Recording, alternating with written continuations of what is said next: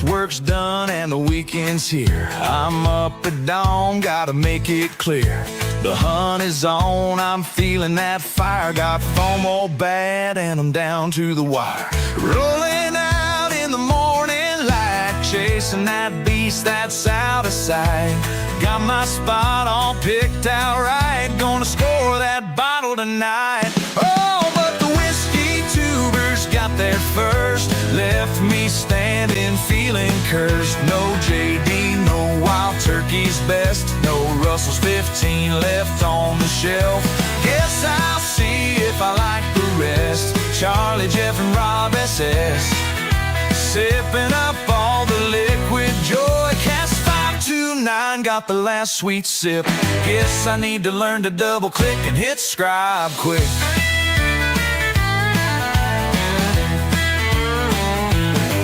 I walk in the store, see a big guy there. I ask, did you score? What did you snare? He shakes his head, says, man, not a chance. Those whiskey tubers beating me to the dance. The guy at the counter starts to explain. A van rolled up like a whiskey train. Troy took all the Wild Turkey pride. Gandy Road grabbed JD for the ride.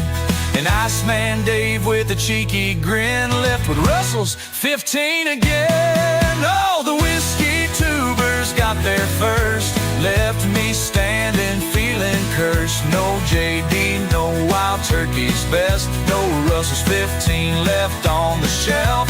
Guess I'll see if I like the rest. Charlie, Jeff, and Rob SS, sipping up all the liquid joy. Cax 529 got the last sweet sip.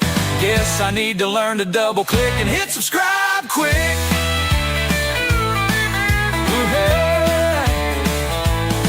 Well, I laughed and gave a wink, said guess I'll need another drink. If you can't beat them, join them too. Sub to Bourbon and Ballz and find something new. So I'll raise my glass to the whiskey crew. Those tubers know just what to do.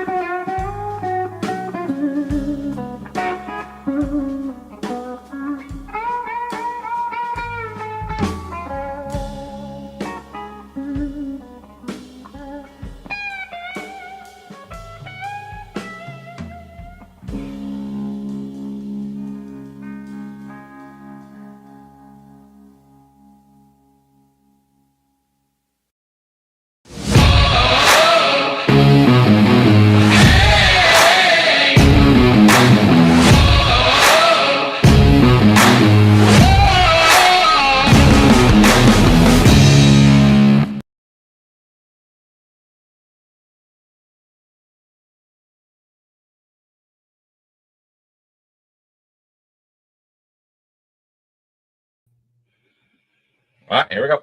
Hey guys, welcome. Yeah, welcome to Bourbon and Ballz, guys. We have a very special evening tonight with Mark Gillespie, which, by the way, I'm going to ask him, but I don't think we're related. But we'll find out. I don't think we are, though. Anyways, we have a few announcements to get through and all that kind of stuff. We'll have Mark on from the Whiskey Cask. That for those who don't know who he is or the podcast, I've got to be honest with you. When we first started, even before you came on, when we first started the show, one of my hopes was one day to get him on here because I actually thought he is one of the reasons why I got into whiskey, like at least my knowledge. They have some great interviews on there. I mean, even the older interviews are still relative. He has a wonderful interview that I'll never forget. When Castle and Key was first starting, but I think he's on, and I'll ask him. We'll ask him. I think he's on episode 1100 and something. Yeah, it's close. So we're talking quite a few years. 18 years, just from what I understand. So he'll be on here in a moment. We're extremely excited to have him on. Before we do that, let's get our cheers in order. A little old-fashioned. Cheers to you. Thanks for coming on. And yes, I hope everyone is doing well. Dave, Mr. Dave Volgesang, the OG of I don't know what should we call him. You know what? If he was in a yearbook, he would be the most likely to have a YouTube channel. Yeah. He needs one. So, but anyway, so cheers, Dave, to you. Gandhi, cheers as always, Mr. New Riff. I know Hay loves that nickname. Whiskey Sippers. We're gonna get him tatted. Yeah, we are. Whiskey Sippers. We are on with their. If you haven't watched it, go watch the replay. We were on with him earlier. We had some fun over there, and we're going to reciprocate and get him on the show before too long, and give him some samples. Yeah, he gave us some great samples tonight. Yeah, that new riff pick for those who are lucky on. I was able to get them. You guys did a good job on that pick, and that was very good. Old Dominic too. That was a surprise. I've never heard about Dominic. I learned that tonight. I've heard about it, but never had any of it. Okay. So yeah. Show me the proof. Cheers. Welcome. As always, Mr. Castle. Hey, I actually got the meet Mr. Castle. It's one thing when you we talk in the chat and all that kind of stuff, which is awesome. I love doing it. But man, it's another level when you're able to meet everybody. So I got to meet Jeff last week at the New Riff parking lot to do some bottle swaps. The infamous New Riff parking lot. Yeah. So if we get enough time tonight, I want to show you what bottles that local. I love local distillers. That's our jam, right? Yes. So where he is from in Illinois, hope you don't mind. I didn't give out your address. I just gave out the state. Anyways, he has local distillers, and hopefully we get enough time tonight. We'll give that a try. Okay. Welcome to Jamie. Just I guess plain Jamie, but I know Jamie, but he's actually on specifically to hear Mark Gillespie. See what he has to say. Actually, Jamie and I we had talked about Mark Gillespie way back when. Actually, he's the reason why I was able to get connected because he knew I was in the bourbon. He's like, hey, you got to listen to Whiskey Cast, Mark. Anyways, so cheers to Jamie for introducing me to the podcast, which you can get on all platforms. That's right. Stan, welcome. Cheers. Thanks for joining us, of course. And then let's see who else we got here. Husky Dog. Hey, which by the way, I highlight him because I understand that you weren't feeling so well not too long ago. So I would imagine the indication that you're in chat tells us that you're doing well. So glad to see you back here. Your son had mentioned that I think you weren't feeling well for a little bit. So very glad to see you here. So all right, Crappy Cat, cheers. Thanks for showing up as always.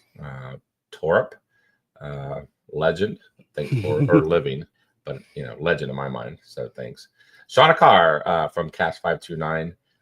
If you haven't catch their replay, I would highly recommend to do that from yesterday's show. They had some big announcements for their own show.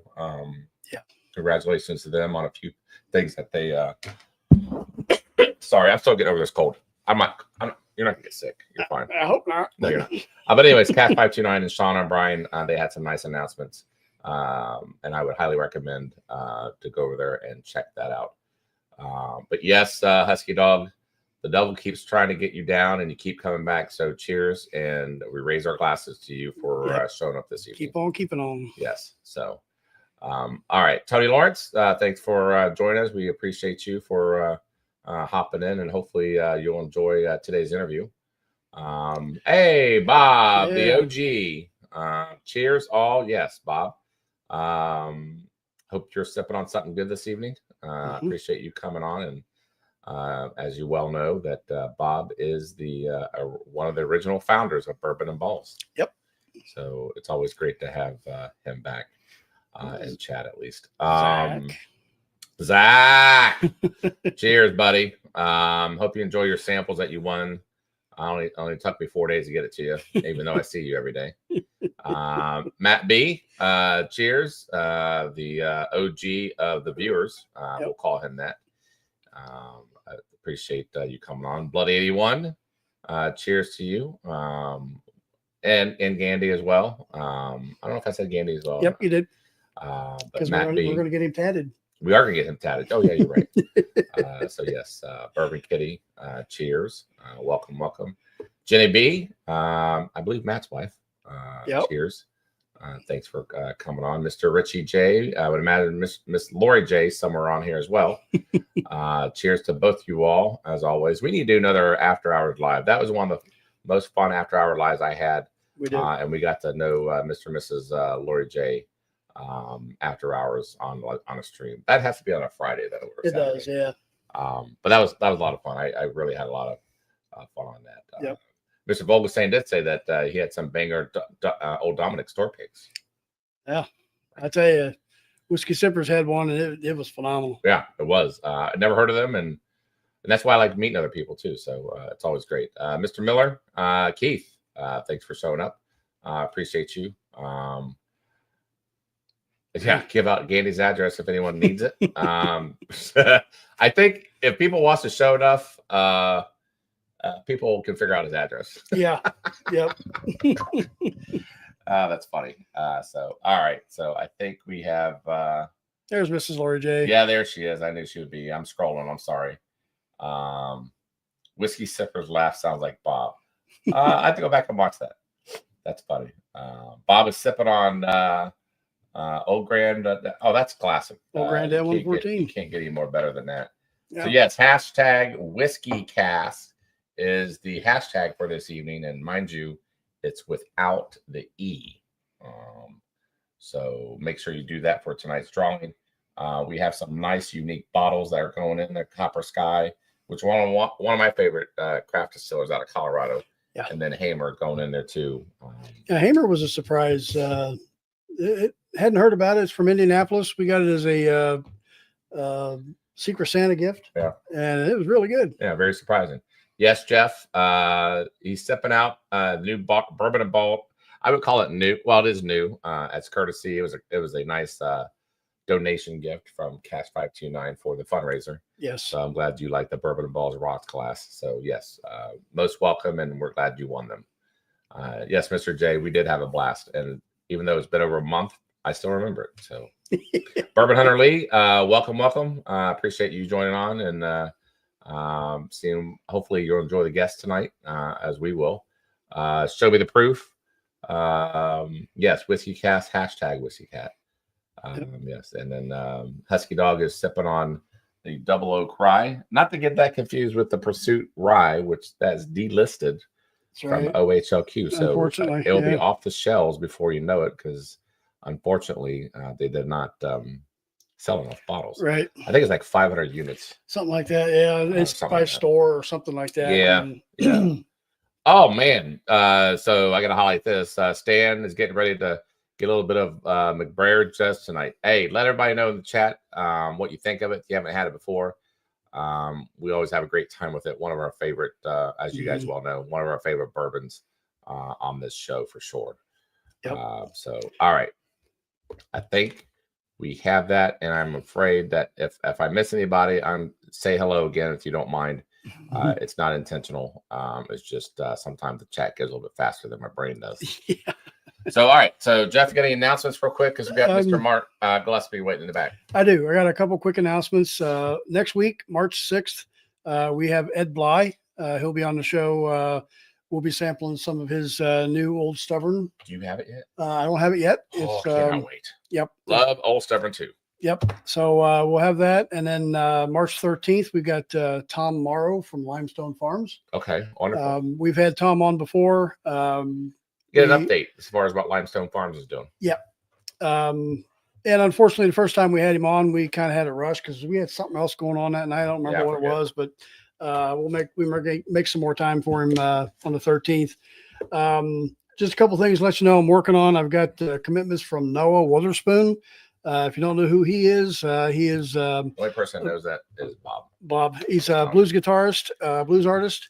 In fact, he has some of our music that we have on our intro and on our outro that you'll hear later.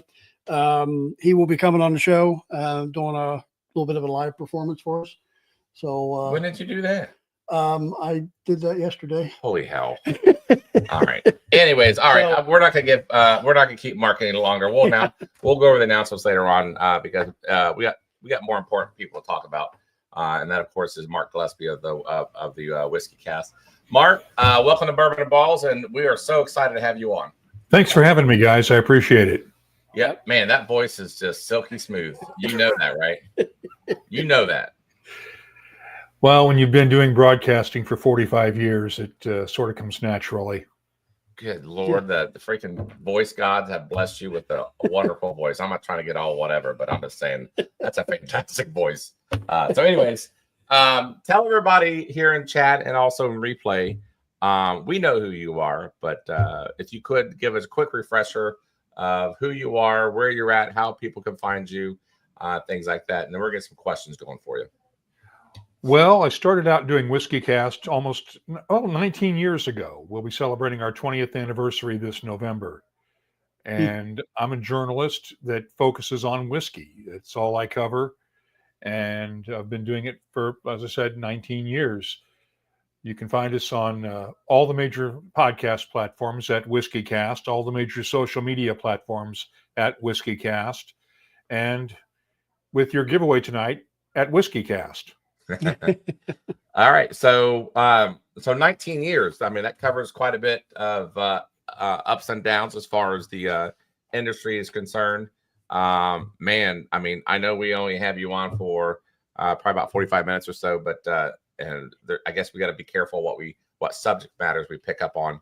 No, you don't. I'll answer anything. Okay. Well, no, that's great. So, I mean, when I first got into whiskey, which was only probably 4 years ago because of a job that I hated and I needed something to unwind, and I began to enjoy it afterwards, right? You've got some really nice interviews on there, and one of my vivid memories that I've actually went back to quite a few times because I love history of anything, right?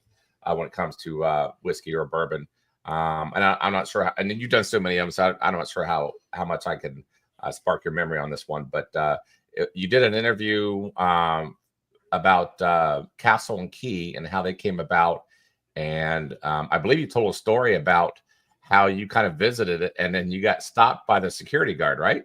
Yeah, I was back in the old days when it was still Old Taylor and was abandoned in I think maybe 2012 or so. I hopped the ditch and went in to take some pictures and came back out, and there was a deputy sheriff waiting for me. And he said, "I'm going to let you off the hook because you're from out of state, but you got to go down to the little cemetery that's off the parking lot across the street from Castle and Key now and visit this grave of a Revolutionary War soldier who was buried there. And you go do that and I'll let you off the hook." And so I said, "Yes, sir," and went and did it. Of course, right? And then what a fascinating bourbon or start to their bourbon journey that they've resurrected from the Old Taylor factory. We got to get to know them primarily late last year. Yeah. We got to know Will Arvin. Yeah, Will Arvin and all them. I got to hand it to them. They didn't cut any corners. I mean, they didn't go MGP route, and they did their own distillate, and that's a risky thing to do because it just is, right? And with what the work they put in to resurrect that place, I got to admit, when I saw it in 2012, I thought there is no way that this is ever going to come back. It would take a tanker load of Roundup just to kill the weeds around the place. And I never thought it would come back, but it is so exciting to see what they've done at Castle and Key. The campus is beautiful. I mean, it's,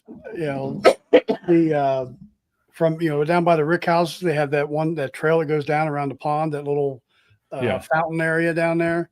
I guess that's where they have all their weddings that they host down there. Yeah.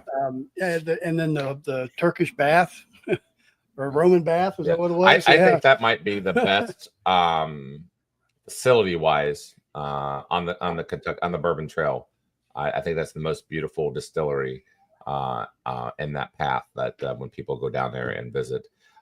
Hey, real quick, a little off note there. I want to get something out of the way because I think there's no way we are, but you and I share the same last name, but I can't imagine we are related.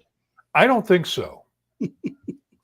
I don't have any relations in Ohio that I know of. So my origin family, they're from Eastern Kentucky. So no, my family's from Indiana originally. So okay, all right. No. That'd been pretty cool to find that, like on we share the same last name, so cheers to that. Yes, there you go. That'd been awesome if we found out that we were like long lost cousins or something on a live show. Once we start doing 23andMe or something. Yeah, and I see that you're sipping on something pretty nice there. That Parker's Heritage. Yeah, Parker's Heritage, the 27-year-old. 27-year-old. Wow. From a few years ago.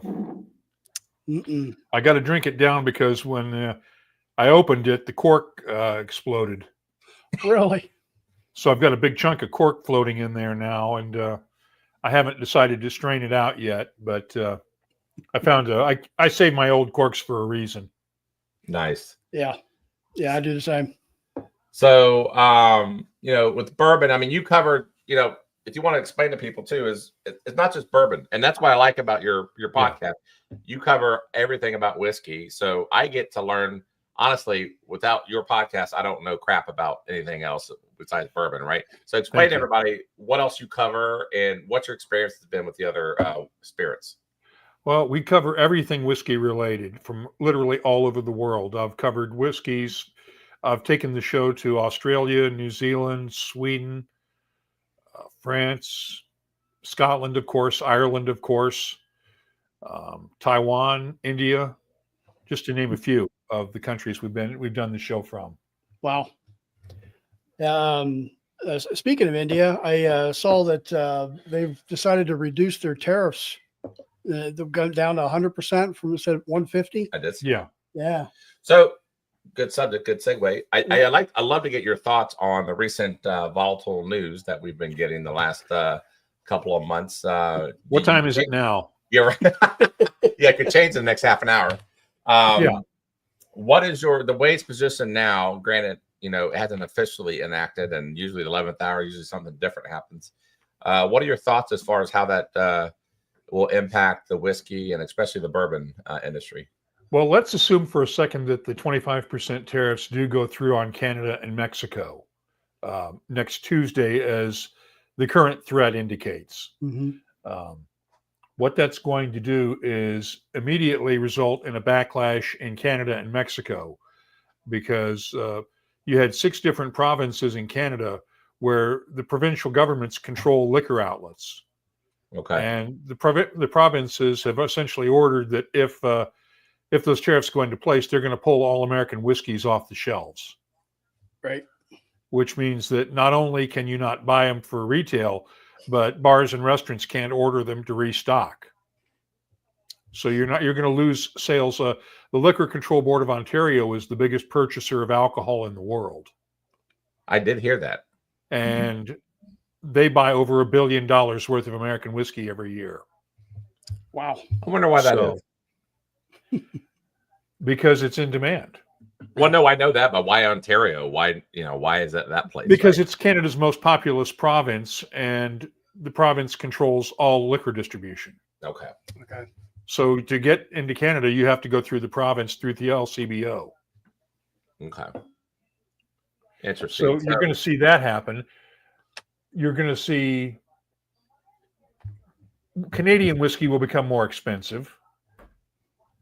Tequila will become more expensive, although I don't cover tequilas. So I haven't been focusing as much on the Mexican angle, but the Canadian angle, Canadian whiskey will become more expensive. You're going to have increased costs for steel and aluminum for beer cans because Quebec produces most of the aluminum that's used in this country. Right. Oh, interesting. So that's going to become more expensive. So you're going to see craft brewers struggling. You're going to see farmers struggling because the cost of Canadian grain is going to go up. And that's only the beginning, because keep in mind, we still have tariffs that the European Union had put on bourbon a couple of years ago during the last time this all happened that have been on hold for the last 18 months to 2 years that are scheduled to come back in at the end of next month and go up to 50% from 25%. That's going to decimate American whiskey exports. Yeah. Didn't I hear that there are some brands that are not going to enforce the tariffs? They're going to zero them out or something. They can absorb the cost of the tariffs, but you can't afford to do that for very long. True. Right. Yeah. So, of course, one of our viewers, Dave Volk, was saying he, made a little little comment there as far as better get some Found North if you can find it, because right now that's the one Canadian whiskey that our bourbon fans do like a lot around here, right? Have you had that? I have not had Found North. Okay. So we were checking out your website, and of course, the website is whiskeycast.com. What I found, one of the interesting things, if you guys have not checked it out, please go over there and look at it. One of the things I found out over there is you have quite the library of tasting notes. I mean, granted, it's taken you several years to build that up, but my goodness. And I love the way that you can search for it by, within the range of the scores, rate the type. So I was just being, curious as far as, what your, favorite, favorite bourbons were as far as, maybe the top scores. I can give you the top one. Yeah, go ahead. There's only one I've scored 98 points. There's only, I've got 3,800 plus tasting notes on the website. Oh my goodness. And okay. There's only, I believe, 9 whiskeys that I've scored 98 points. Okay. And one of them was an Old Forester 1964 bourbon, a President's Choice selection. Wow. 1964. Yeah. And got to taste that with Chris Morris at the Brown-Forman headquarters a few years ago before the Bourbon Festival. Oh my God. Man. That was stunning. Really? Good night. Geez, Peace. Was one of them on I here? love my job. Well, apparently so, right? I want your job. No, I'm sorry. I don't know if you remember, I don't know, and then I get off topic here, but that show Cheers, where Norm got hired through at the brewery, and that was his favorite job. Granted, he screwed it up, but had he made that last, he's the equivalent of what you do in the whiskey world, where you get to meet all these people and taste all these fine whiskeys and especially bourbons. But one thing I wanted to ask you about, because it was a surprise to us when we did the search, right? Yes, it was. Wyoming whiskey barrel strength. You scored that a 97. Granted, it's a 2015 edition. I haven't had their brand that I remember. What can you say about that bottle? Well, this was one of only 2 bottles that they sent out to reporters at the time. This was the first single barrel strength release they had done. And it was at 58% ABV. And they sent me a bottle, and they sent Clay Risen at the New York Times a bottle. And it's a stunning whiskey. I scored the original Wyoming whiskey release in 95 points for the basic Wyoming whiskey. Okay. And what Steve Nally did at Wyoming whiskey back in the day was just amazing. And they've continued it to this day. I have seen it on the shelf, but I've never pulled the trigger to get one. I had no idea. That leads me to believe that they do their own distillate then. Yeah. It's all done in Kirby, Wyoming, at the little small distillery that's the biggest building in town. Wow. So they're Kirby doing is population 92, give or take a few. so they're doing some fantastic thing. That was the most shocking thing that I saw off your top of your list when it came to bourbon. That Wyoming would be up there.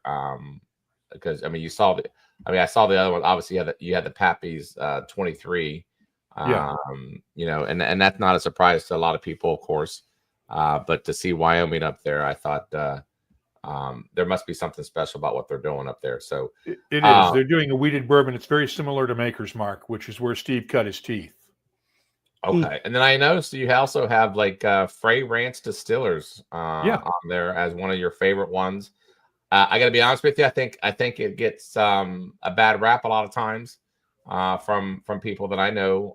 But there's a channel on here called Cast 529. They sent me a as an Advent box, but they sent me a cast strength as a blind of the bourbon, and I got to tell you, of the Frey Ranch, that was pretty good. Yeah. Yeah, they're growing all their grain on site at the farm in Fallon, Nevada. They grow all their own grains, period. They just came out last week with an unmalted barley whiskey, 100% unmalted barley. And I've not tasted it yet. I've got a sample on the way. Oh, by the way, speaking of samples on the way, I noticed you may not give this away because you're going to probably wait for everyone to wait for your next episode to come out, which, by the way, when is your next episode coming out? It'll come out this weekend, and my guest will be Jackie Thompson, who runs the Visitors Center at Ardbeg. We're going to talk about the 25th anniversary of the Ardbeg Committee.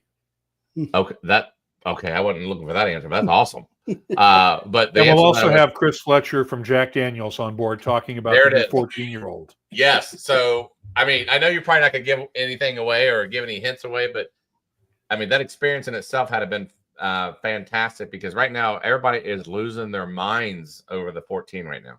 It's good. It is well worth it.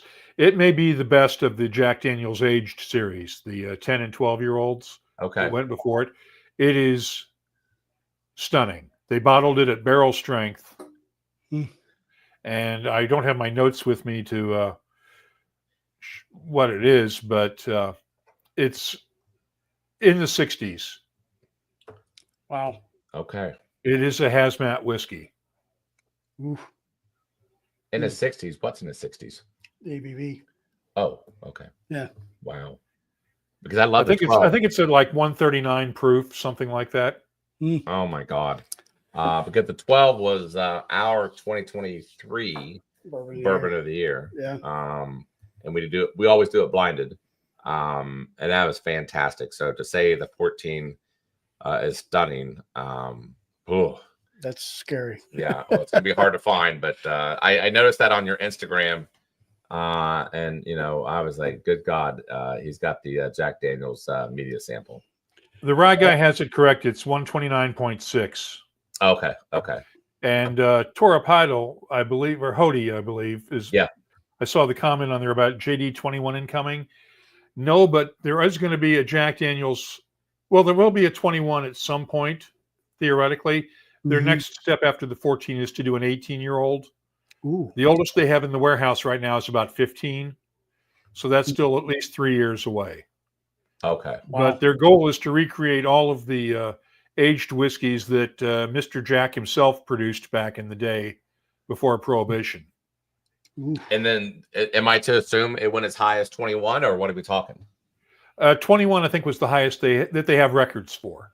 It was the oldest they have records for. Oh my God, I can't even just thinking about it. Yeah. I mean, that's just and I tell people all the time, anything in that shape bottle is all good. I mean, I particularly, I'm not a big fan of the. I mean, I think we were when we were not growing up, but with the 7 and the Gentleman Jack and all that kind of stuff. But anything in that short bottle, the single barrel proof, things like that. This is fantastic, right? Yeah.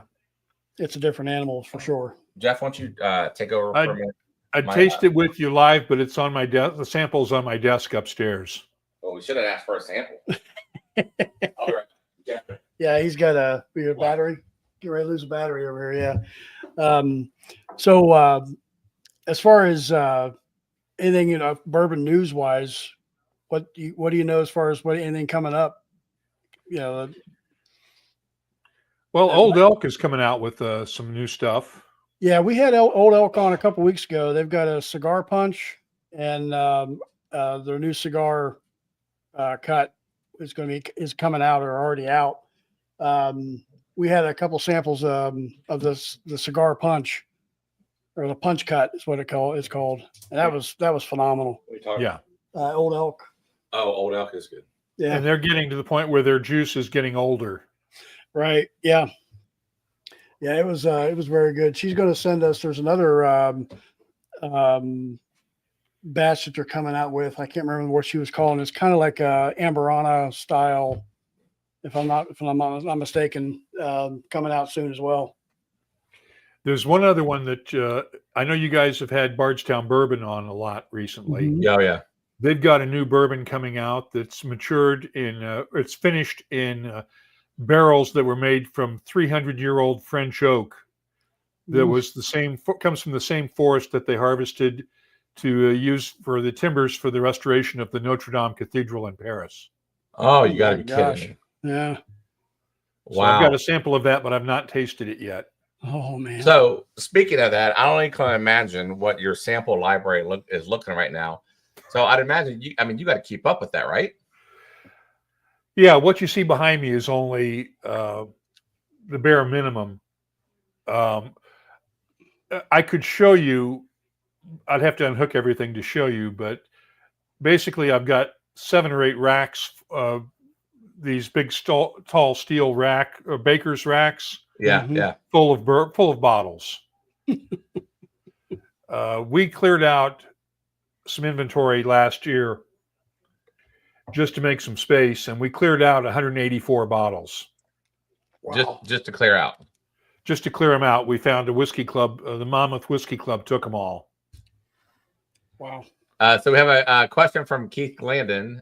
He asked, "Where are you from? What is your favorite bourbon or distillery?" Okay, I live in Haddonfield, New Jersey, which is a dry town. Okay. We have no liquor stores, but we do have a brew pub, and we do have a small distillery that just opened up about a year or so ago, that they can sell their stuff but nothing else. But there's no package stores in town. The restaurants are all BYOB, and there's a liquor store or a bar at pretty much every entrance to town. Oh, that's funny. Just outside of the town limits. Yeah. As for my favorite bourbon or distillery, I haven't found it yet because I'm still looking. All right. That's a great answer, actually. Like I said, I've never tasted a 100-point bourbon yet, or a 100-point whiskey. I hope to. Yeah. But I haven't found it yet. But you kind of probably maybe have it in your mind what that would feel like. It would have to be a whiskey that I could easily drink for the rest of my life with nothing else. Yeah. And it would have to be one of those desert island drams that I would take with me on a desert island. Yeah. Interesting. So Bob, who was one of our founders of this show, he's a big Scotch guy. So I'm not surprised he has a question for you, because he is more educated on the whiskey note than I ever will be. And he's got one of the best palates, but he does ask, have you ever experienced Keeper's Heart? If so, this old Scotch guy would like to hear his thoughts. I have several bottles of Keeper's Heart. It's made by Brian Nation, who was the master distiller for Redbreast and all of Irish distillers. It's a blend of Irish whiskey and MGP bourbon, and I like it. I've always had a soft spot for blends of Irish and bourbon, both Irish and bourbons, and I think it's a good whiskey. So I have a question because Bob has now made me think of this. So the reason why I do not really care for the Scotch, my palate's never gone that way, is just the whole peated thing. Okay. So if I were to come to you and say, hey, what would you recommend for a non-peated whiskey? That's not a bourbon, obviously, and it's in that region. What would you steer me to? We're talking Irish whiskey, or are we talking Scotch? Scotch. Scotch. I would go with a Highland Park 12-year-old. Highland Park 12-year-old. If you want single malt. Okay. Mm-hmm. If you like bourbon, I would go with the New Dewar's 12-year-old. Yeah. Because they just updated the recipe for it about a year or so ago and increased the amount of fresh first fill bourbon casks that they're finishing it in. Okay. So it's got a lot of bourbon notes to it. Yeah. So that would be a good Scotch to start out with in blended Scotch terms. But if you want a single malt, I'd go with a Highland Park 12-year-old. So you think that'd be a good way for like myself to enter into that realm? Yeah. That'd be a good entry point. Yeah. I'm a fan of that 15-year Dalwhinnie single malt. Mm-hmm. That's very good. Yeah. I like a lot of Irish whiskey myself. I like the Redbreast, Writer's Tears, the double oak Writer's Tears is great in my mind. But yeah, I drink a lot of Irish whiskey as well. Okay. Trying to get him to. I'm trying. I'm telling you, man. My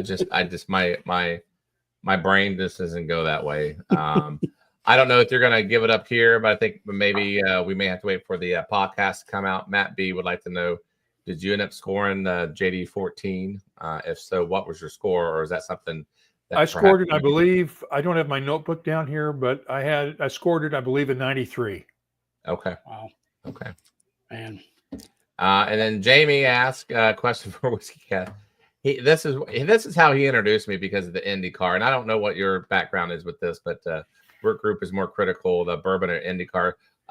What is your connection with IndyCar for those who are interested? Well, I grew up in Indianapolis. Oh, okay. So you can't grow up in Indianapolis and not be an IndyCar fan. Okay. So I've grown up around with racing as sort of my second sport all throughout my life. So I follow IndyCar strenuously. Every chance I get, I'll be watching this weekend when they start off the season in St. Petersburg. Okay. But as for which fan group is more critical, I think the bourbon fans are more passionate. Okay. I've seen plenty of bourbon fans stand out in line in front of places like Old Forester to get their hands on those rare bottles. Right. No, that's a good point for sure. Let's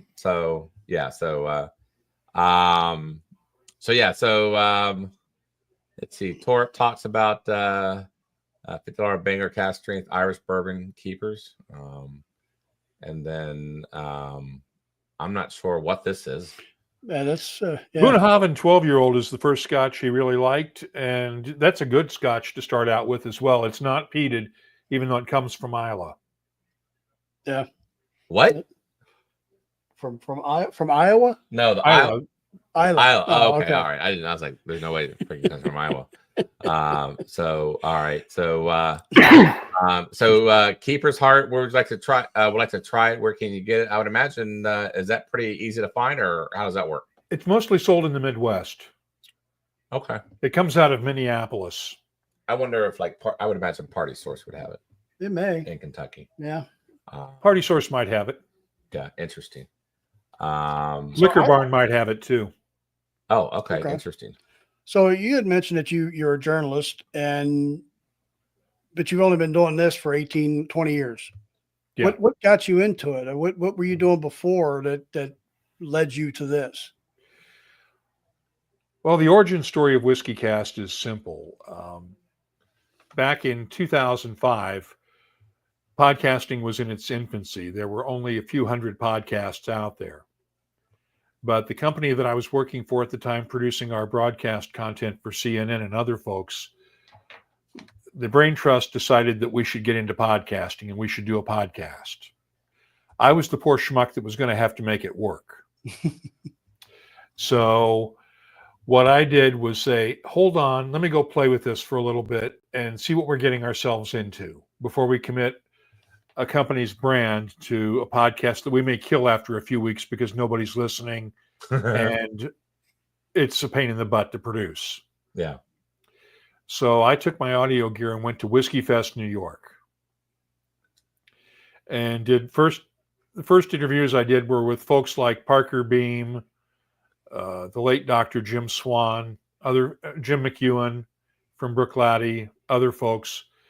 I came back and produced a few episodes of Whiskey Cast, and it went well.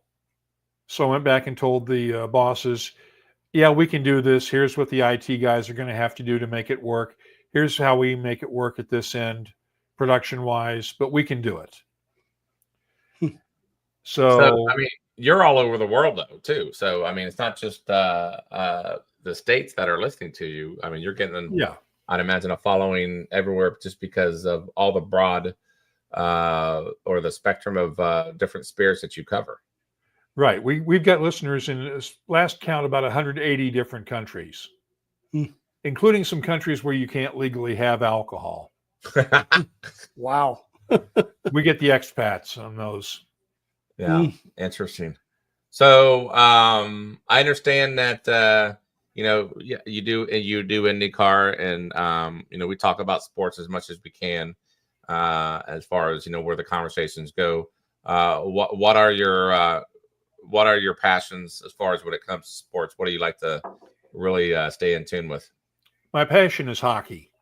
Oh, so the Four Nations. What do you think about that? Loved it. Right?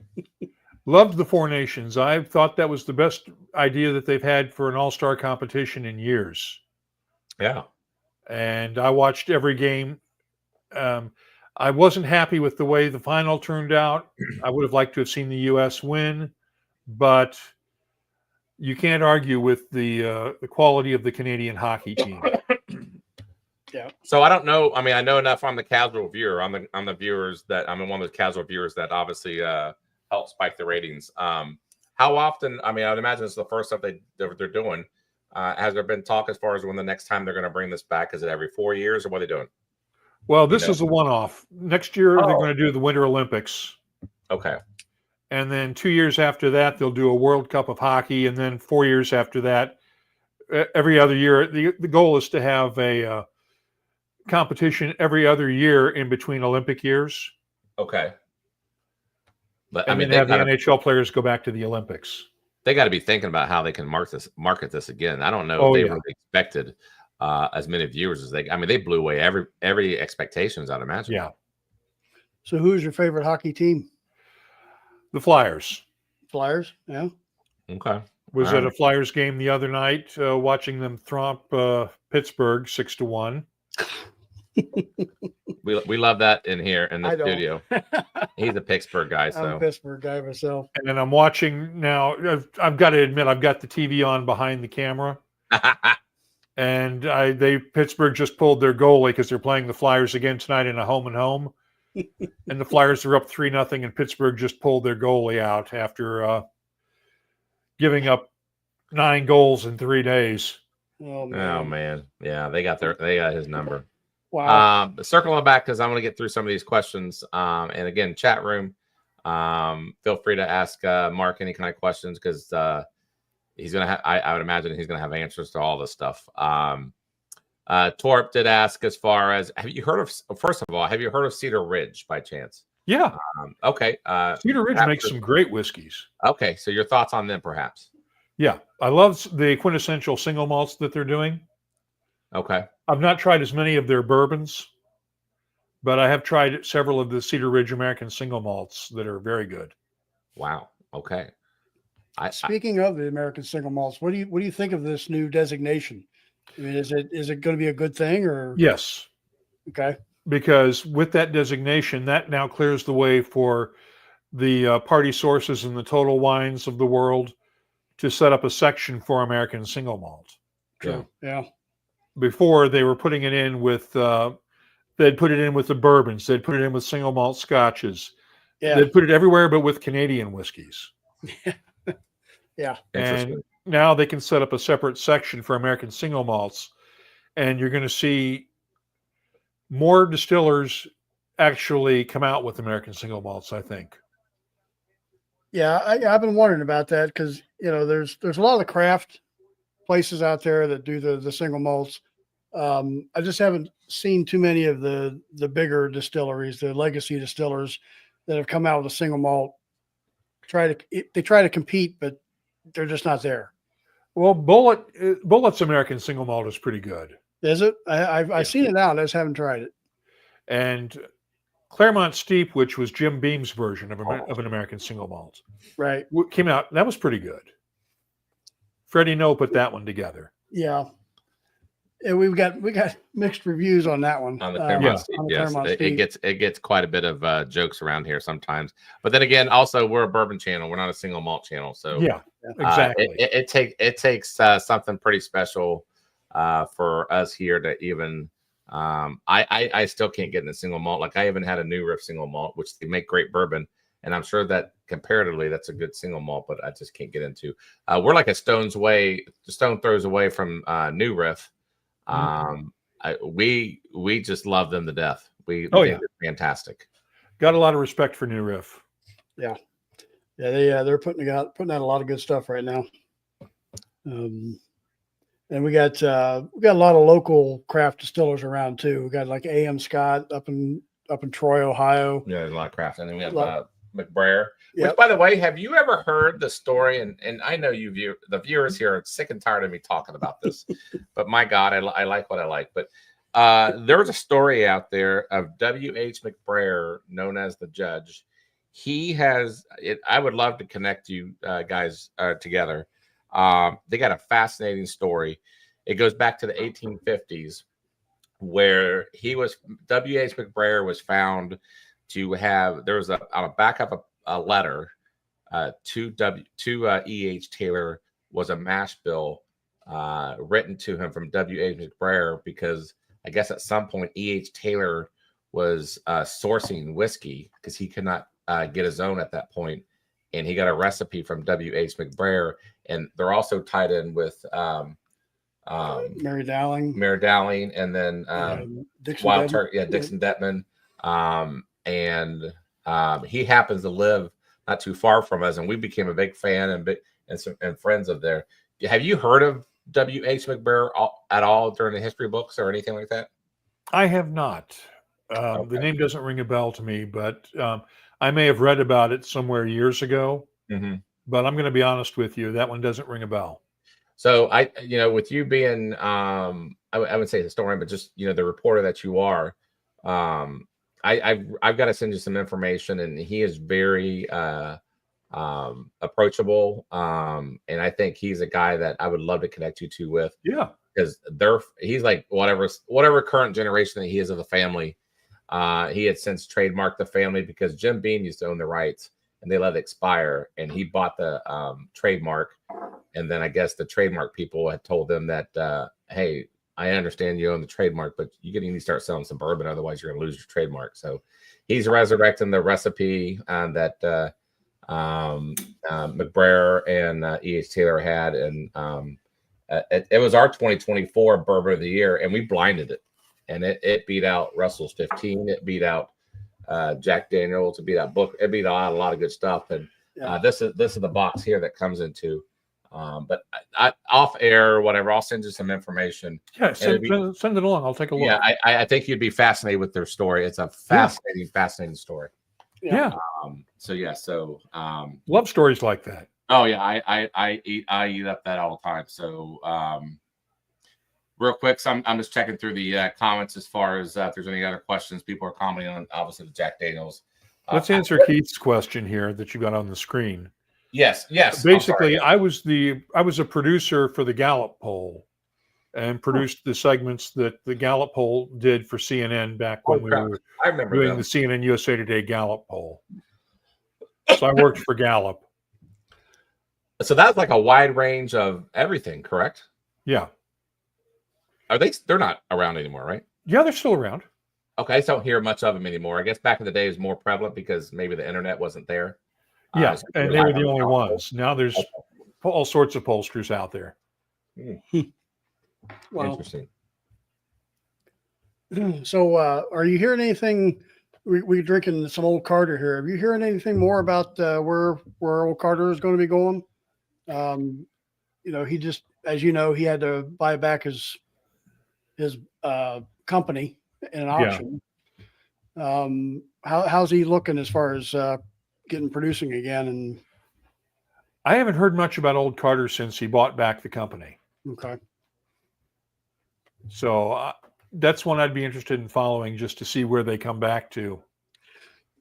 yeah, because he hadn't produced anything, hadn't sent anything out since, gosh, it's been a few years since he put anything out, and that whole bitter divorce deal and everything else that he had to go through. I was glad to see that he was able to at least get it back. I just didn't know where and when he was going to start producing and getting something back out again. And another speaking of maybe Mark could be introduced to. I'm not sure if he's heard of her as well. She just recently made the Bourbon Hall of Fame. Yes, good friend of mine. Yeah, go ahead and good friend of mine. Her name's Marlene Holmes from My Lemon Green. I know Marlene. Yeah. Oh, nice. What can you say about My Lemon Green? I think they're doing some really good stuff. Yeah, they're doing with taking whiskey from Tennessee and taking it down to Texas and maturing it down in Texas and then blending it with their own Texas distillate. I think they're doing some really special stuff. Yeah, when we first heard that they were taking stuff from Tennessee, we were asking, what is it from Tennessee you're bringing? we didn't know if it was a Dickel or anything, but it was not. But no, I think it comes from the Tennessee Distilling Company in Columbia. Does it? Oh, interesting. But yeah, I could be wrong about that. Yeah, they this unabridged we got here. This is some phenomenal stuff. Yeah, and they're, like you said, they're making some really good bottles out there. And obviously Marlene, last year's Master Distiller of the Year and now Hall of Fame. I mean, she's amazing. Yeah, she is a pro. Yeah, she's a lady of few words. She don't talk too much, but when she talks, she listens. When she talks, she listens. Yeah. So, but oh man, I mean, I could talk about whiskey all night and all that kind of stuff. I think that for the viewers' sake, so I don't drive them nuts.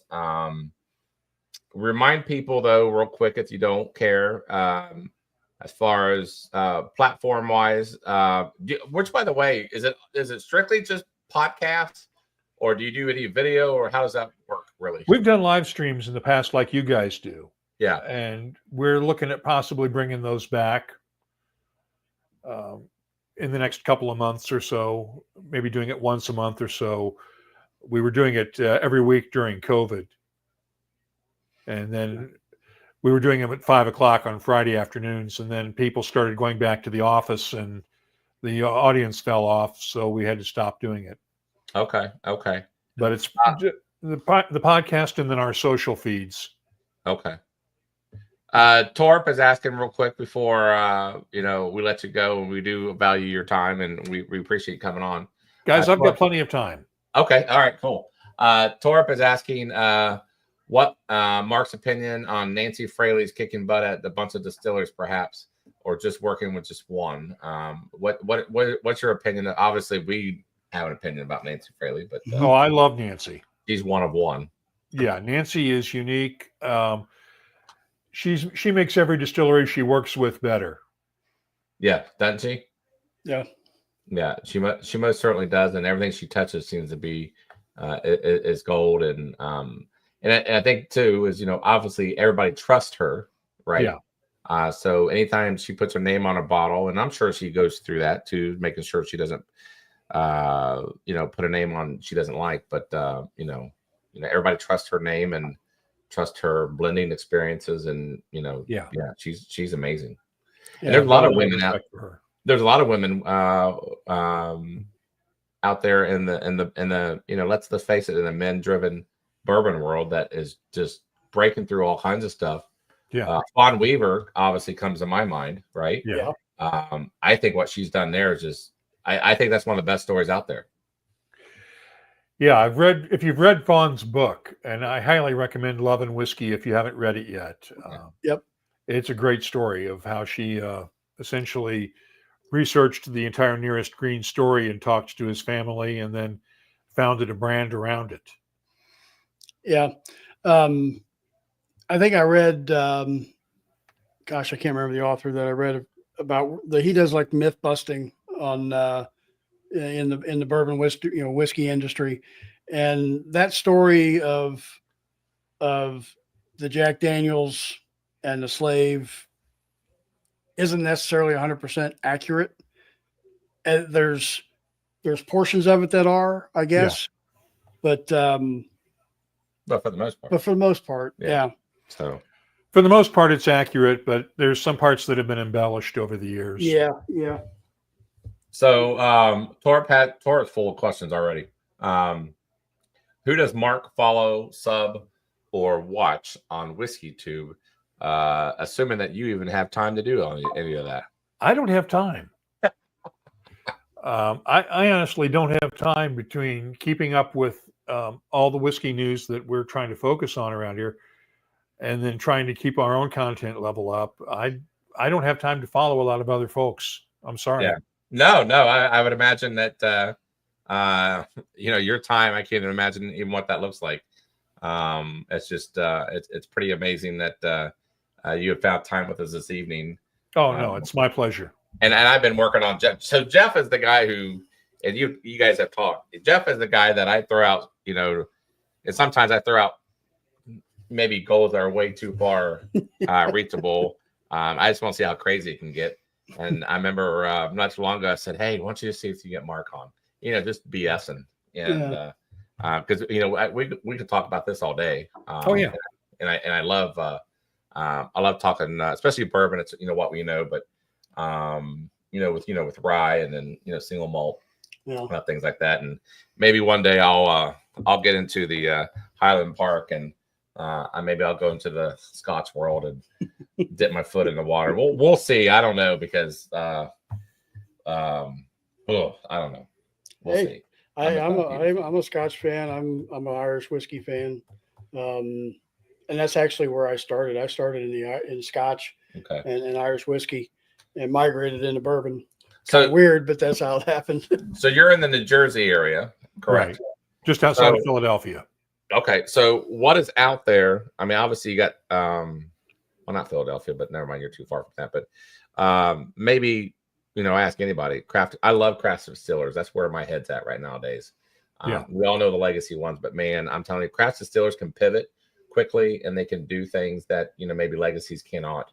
But anything, perhaps in the Jersey area that maybe we're not too familiar with that you might tell us to go try.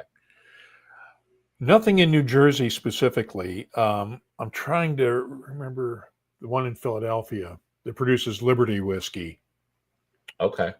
Liberty Pole. That's in Washington, Pennsylvania, on the western side of Pennsylvania. But Liberty Pole is making good stuff. Yeah, they are. Bluebird Distilling and is making some good whiskey. Manitani Steelworks is making some good whiskey as well. They're making some good bourbon. And they're out of Philadelphia area? Philadelphia area, east or west of Philadelphia in the suburbs. Okay. See, I haven't heard of them. I have to look into that. So Stan, you're asking now you're talking whiskeys, not just bourbons, top whiskeys of all time. I know he scored at 98 on the President's Choice, but that's just an anomaly as far as the 1964. Like we'll never. That's one you'll never get again. Yeah. So others in that 98 point range would include a 1968 Highland Park, a couple of Kurosawas from Japan, a 70-year-old Mortlock, Glenfiddich's 50-year-old single malt.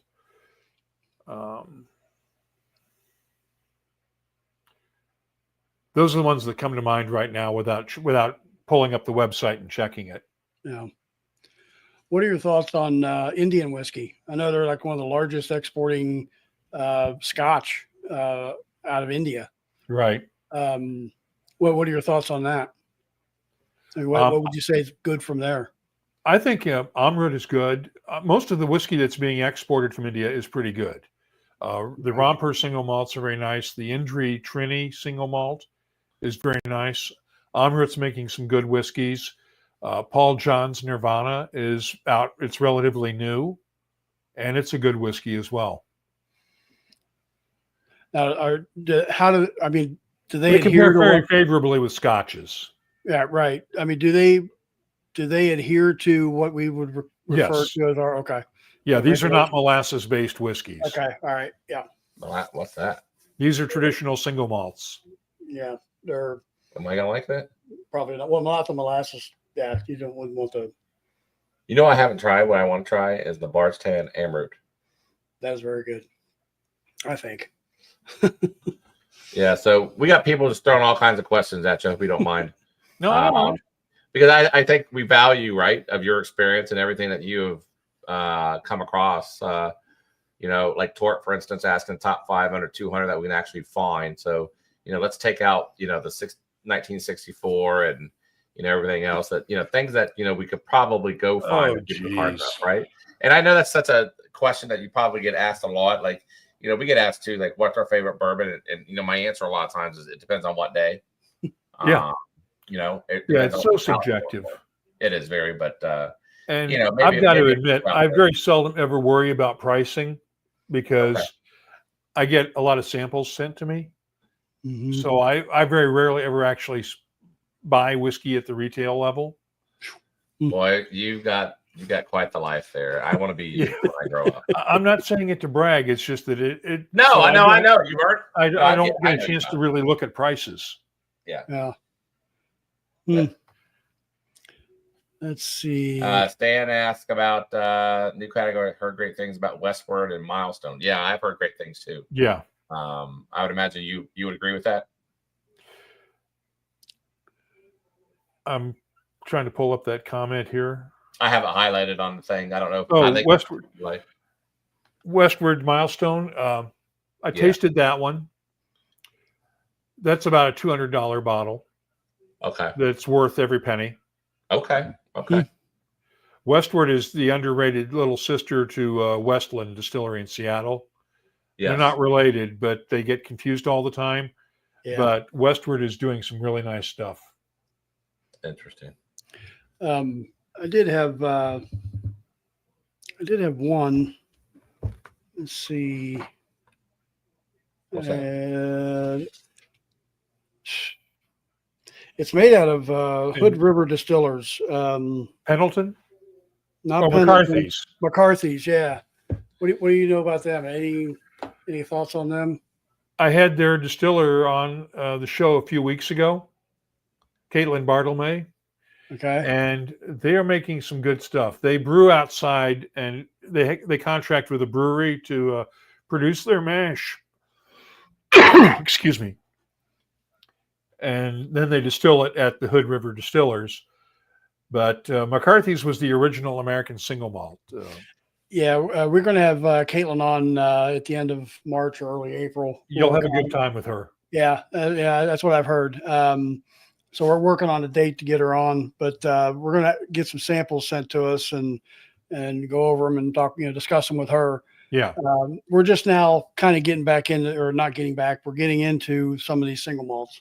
I'm looking to start some kind of a series on it, just kind of introduce everything, because it is a new arena, I guess you would say. And those are one of the first ones that I reached out to. So Keith asked about your opinion on Old Line out of Baltimore. I have heard good things about them. I've heard good things. I've only tasted their whiskey once or twice. Okay. So I'd hate to offer an opinion on it. Virginia Distillery Company is producing some very nice American single malts, though. Yeah. Their Cabernet cask finish was exceptional. Interesting. JT Mellick, I'm not sure if we brought that up tonight or not, but what they do down there is phenomenal. The 100% rice whiskey, which is very unique. Have you heard of them? Which one again? JT Mellick down in Louisiana. No, I haven't heard of that one. They are 100% rice whiskey. Hmm. It is fascinating. They get their rice out of the same fields as the one year they do rice, and the next year they do crawdads, and the next year they do rice. It's a rotation that they do, and it's a farm that they do it. It's fascinating. And now I will say this: at least the nose for me is not the greatest. It's probably because of the rice, obviously, but the taste on it is surprisingly good. The only rice whiskey I've had from the States has been from Rocktown in Little Rock, Arkansas. Okay. They did theirs with Arkansas rice. Okay. All right. Interesting. Rocktown. Okay. All right. Whiskey Sippers is asking, have you had ASW Resurgence single malt rye? I have not. The folks at ASW have been in contact with me. They're out of Atlanta. Okay. And I'm hoping to get a sample of that to try here real soon. Interesting. Okay. Wow. We get some interactive questions. And Torup, I can agree with your comment on Alberta Premium Cask Strength. That is an outstanding Canadian rye. Yeah, I've never had that. That's interesting. Yeah. So I'm thinking about what else we have that I have questions on. But I'm sure that price will probably be going up. It's priced pretty reasonably. Is it? I think it's priced at about $65 a bottle, if I remember correctly. That ain't bad. Hey, real quick, not to keep on circling back, or I'm way going out, come back in, and I'm just thinking about things that I brought or I mentioned to you, and you don't have to comment, and maybe you don't know or whatever. I'm more curious than anything else. Going back to Castle and Key real quick, if you don't mind. Sure. What happened with that relationship with Mary and Eve? Do you know? I do not know. Okay. I found it odd. They parted ways right before the release, which I found that right before the release, and neither side has said what happened. All right. And I've talked with Mary Ann and I've talked with Will Arvin, and neither side's willing to say. So I suspect it was just an agreement to disagree. Let's put it that way. Yeah. Well, I mean, because what it does is it leads to the imagination, and it just makes you think that, perhaps she doesn't like the results of their release, and she wanted to, jump town before that happened, which, I don't think that was the case. I just found that odd timing to do that, right? But, anyways, I always wondered that. And, speaking of, those who left their mainstay, Jackie's Icon, right? Yeah. What do you think about with her and Hidden Barn? Hidden Barn, and then also going with is it she that went to the Nealon family? Neely family owns Hidden Barn. Okay, all right. So are their batches getting, I don't know, better? The whiskey's getting better. Okay. Jackie's making it better. Okay. It's just, coming from, when you leave Old Forester, it's just, it almost came around the same time that the whole Marion Barnes was going on. And then, Jackie leaves, and, it made me think that, as, when you take a name with you, and it's just, it didn't really just, with the whiskeys that they hung on to, as far as their next one. I know Mary and Eve's got Forbidden. I think it's Forbidden. Yeah. I just wonder, what's happening as far as when they try to go out on their own. Obviously, they don't have the resources like they had when they were with their original employer. But the only point is that they'll never have equity either. Okay. Yeah. And when a distiller leaves like that, it's because they want to build their own brand. Right. It's why Jeff Arnett left Jack Daniels. Because as much as he did for Jack Daniels over the years, he was never going to have an ownership stake or a way to cash in on his work. So that's why he went off and founded Company Distilling in Tennessee. So with that thought in mind, what is your opinion as far as who you think has been the most successful spinning off to where they were from?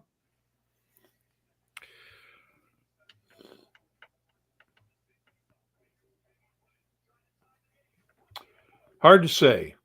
because we haven't seen yet what Denny Potter and Jane Bowie are going to do from Maker's Mark with their Potter Jane distillery. Right. We haven't seen a lot of what I think Marianne has been the most successful so far. Okay. With what she's done with the sourced whiskeys that she's been able to get with Sweeten's Cove and with Forbidden.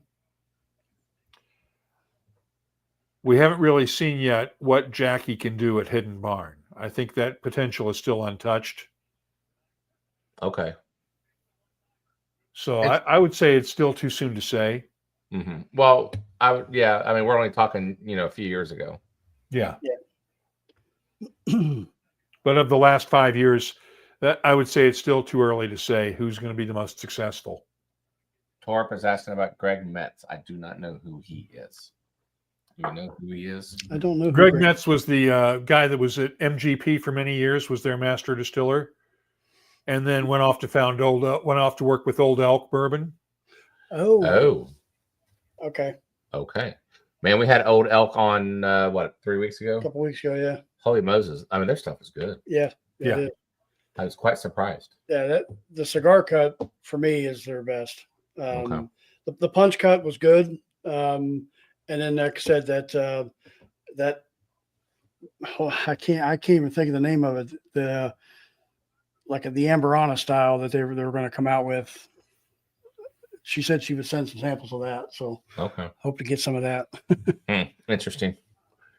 As far as like gimmicky kind of stuff, Sure. Well, you got some of these distillers out there that they're celebrity endorsed, or you got your Traveler, you got your Gypsy with Eric Church. But I heard that was three chord blackened. Yeah, I like the blackened.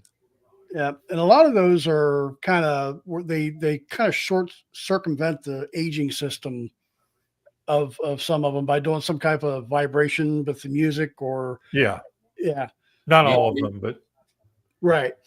So what are your thoughts on that trend that's coming around? What, like the ultrasonic? Yeah, the ultrasonic kind of thing. I'm still not convinced that it actually has a difference. I would agree. Yeah. What are they? I wish that Dave Pickerel had lived long enough to publish his research into it. Oh, okay. Because Dave was doing the original work with Metallica on Blackened. Yeah. And was going to publish his findings, because he had told me before his death that he had gas chromatography results that actually showed a difference in the finished whiskeys. And he was going to publish the results, but he never got to before he passed on. Oh, man. So would you put like Jefferson's All Their Voyages in that same category? I'd put those in a different category because it's not vibration, it's motion. Yeah. Okay. Yeah. But they're not taking on the waves. They're taking like one barrel and blending it into the barrels that they already have and then calling it that, correct? I don't know that to be sure. Okay. I suspect you're right about that, but I don't know that to be a fact. Okay. So I'd hesitate to say. Yeah. I remember we had, this is when I know that we don't have the right people at a tasting. One guy said, I can taste the salt water. I was like, all right, dude, you're gone. I was like, you cannot taste the salt water. Don't even do that to me. So anyway, I'm not a big fan of Jefferson, but I was just curious about the Voyager. I think, sometimes that's just a gimmick, but I think it's a gimmick. Yeah, sure. Yeah. Do you have a recommendation as far as, I know it hasn't been asked in here, but what's a good, I mean, there are decent, if not good celebrity bourbons out there. I would say Brothers Bond. Oh, yes. Yeah. I think Ian Somerhalder is kicking ass with his blending. Yeah, I listened to I think it was on a couple episodes you had ago. It was about it was 3 or 4 months ago. Okay, but he's doing the blending himself for Brothers Bond. Okay. It's not just those guys slapping their names on a bottle of whiskey. They're actually making the whiskey themselves. Interesting. It's MGP whiskey, but they're blending it. Okay, all right, we'll give him that. Dave Volgasing says, has Mark tried? Was it OH Ingram. Yeah. Yeah. I have not had a chance to try them yet. I've been following their story for a while, but I just haven't pulled the trigger on requesting samples from them yet. Yeah. And see, right on cue with so we gave samples to the viewers sometimes. Stan Savick just tried the McBrayer Judge that we've got him talking about. He said it's mind-blowing. And that's his words. And so I definitely got to get you connected with W.H. McBrayer and their story. Yeah. They would be thrilled to be connected with you. I think it's just only a matter of time. So real quick, and not to go back to that, I get all geeked up about this stuff, but so he bought his family farm, or the McBrayer farm came. This is almost like a premonition or almost like fate. Right. Came up for sale like 2 years ago. That butts up against Wild Turkey. It's like 70 acres. Well, he's like, I got to buy it. So he bought it. And he's going to put the rick houses up there. He's already got the architectural plans. And he's going to make it happen. And he's trying to sell his company to make this happen. And not to get into details that I don't know how much he wants to share that he's told me. But basically, there's a bridge that goes from the McBrayer property to Wild Turkey, which in fact is called Cedarbrook. That's where they get their name off of that. They're trying to restore that to where ideally his vision in 5 to 10 years is for people to kind of go back and forth the Wild Turkey property to McBrayer. But anyway, not to circle back, Stan got me on this subject again. I wish all they got to do is say McBrayer, then I'm on it for like 5 more minutes. But anyway, yeah, we were actually fortunate to get together with them a couple weeks ago and help blend the next batch of the judge. The judge, the batch 5 will be coming out in the spring. He hired this, and you may know him by name, and I forget his name. First name was Sam. Sam worked from MGP. He was a contractor blender. He helped to get Penelope off the ground back in the day. I know you're talking about, but I forget the name offhand. Yeah. Okay, so he was at this meeting, and he helped us blend the next batch 5 of the judge, so to speak, and ultimately it's Bill McBrayer's decision as far as which combination he's going to go for. But anyways, I'm running this into the ground with McBrayer. People are so sick and tired of me talking about it, but we can change our name to Bourbon and Ballz to WA's McBrayer channel. I just love it that much. But anyways, I'm sorry. I'll send you more stuff offline. Okay. People have heard this story so many freaking times. I can't wait to see the comments. It's going to be shut the hell up, Charlie. We know the story. Everybody knows the story. Shut up. But anyways, that goes to be said. But anyways, all right. Well, we went way over as far as what we normally do on a guest, but I think that was easily justified. But man, having you on, and we'd love to have you on again, and I would definitely email you some things to hopefully get you to get some other people on your show every week. I look forward to listening to your podcast. It's a great drive, especially when I go down to the Bourbon Trail. I know that, hey, I'm gonna listen to Whiskey Cask. And I know to listen to them. I know I'll get a great story because you can tell you're a professional reporter just by the way you handle things, and you ask great questions. And I learn. That's the key thing. I learn a lot from what you do, and I think ultimately that's probably what your goal is. Thank you. That's the whole goal. I started it so that I could learn about whiskey, and I'm hoping that other people can learn about whiskey as well from the podcast. Well, you got one here. I promise you. I wouldn't know as much had I not listened to you quite a few years ago. And keep doing what you're doing. We will all follow you. We'll stay in touch. Hopefully, I hope that you found some value in doing this. I know we did. Oh yeah, enjoyed it. Very good. We'll definitely have you on down the road. And man, what an evening! And we can't thank you enough. And we'll see you soon. Okay. Thanks, guys. All right. Thanks a lot, man. All right. See you. Take care. Wow, that was fantastic. Good job, Jeff. Yeah. Applause to Jeff for bringing him on the show. I'm gonna call Mark my brother, and no one will know the difference because I'll just say we share the same name, which we do. I don't know how many people out there knew that my last name was also Gillespie. Yeah. Anyways, good job. Good job, and Jeff. shout out to all the viewers out there too. Some great questions tonight. I love the interaction, and that's why we're doing these live now instead of doing a recorded show. So you guys have the opportunity to ask questions and get involved. Yeah, and like next week we're gonna have Ed Bly from Old Stubborn. Yeah. God, man, I can't even say Old McBrayer longer than 5 fucking minutes. Jesus Christ. And Shauna's correct.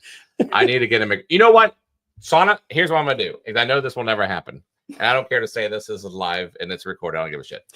If Gandy gets a new riff tattoo, I will get a McBrayer tattoo. You want to get the judge on your ass? Yeah, I'll get the judge on my ass if you know what, we can do like a live stream of both of us getting a tattoo.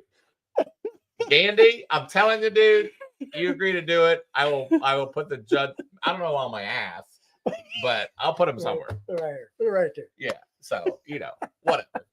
I'm just saying, if Gandy's still on, that would be classic. That would be great. That would be great. All right, we're gonna speed things up. We don't have any trivia tonight. For the reasons why I thought this was gonna happen. We don't keep all your nights, but you guys just stick with us for a second. Obviously, we got the giveaway. I am going to I want to do a bonus. I want to do a pour with Jeff. We got blind. Yeah, I know. What are you cringing for? I'm not cringing. I'm just wondering what you got going on here. I went to the store this weekend and I got a few things. I wanted you to try it. That's all. All right. Just it ain't I ain't gonna kill you. Not gonna give me fresh, are you? No, I ain't gonna kill you. So I'm gonna spin this thing. I'm gonna do it with you. Okay. All right. So you got a little. You want some tasting notes? I got my book here. We're good. All right. Is that what you want? Yep. Right. I'll use this.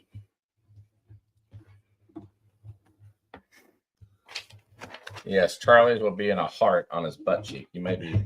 Yeah, Gandy might be napping. We need to wake him up and see if he wants that bet. So, all right.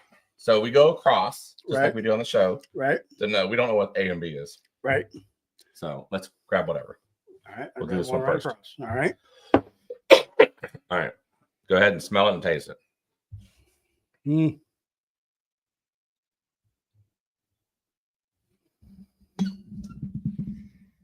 Okay. No. All right, let's see here.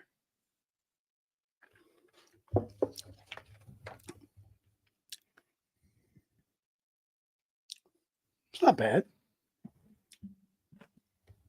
Okay. Fine. Let's score it. Okay. Let's see.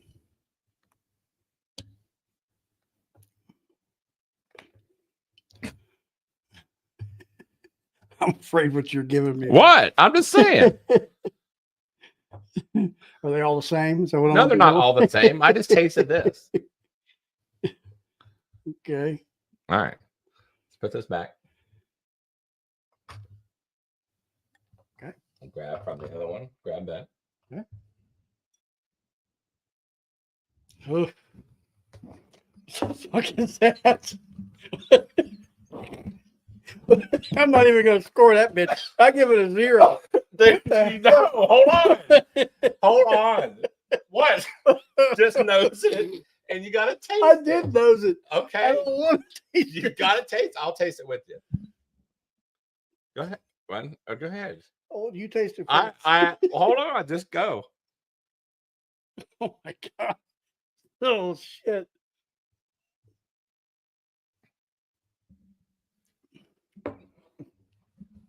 Oh. Oh fuck. What the hell is that?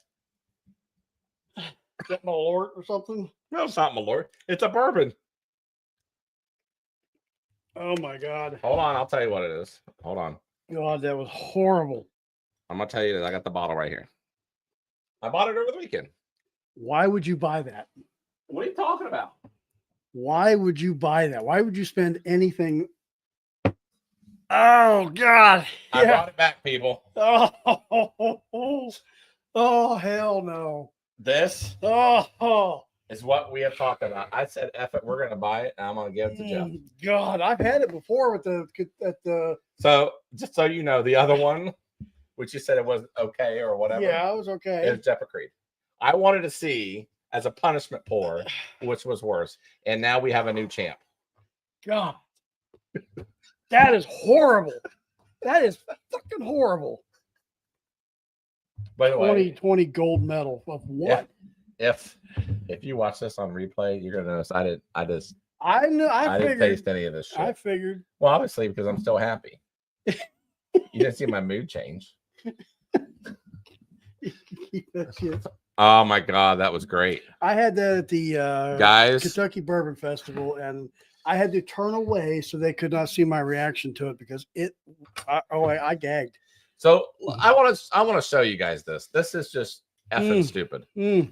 This is a gold medal winner. That's what I said. Gold medal of Micro Liquor Spirits Award 2020 gold medal. Oh. This is fresh.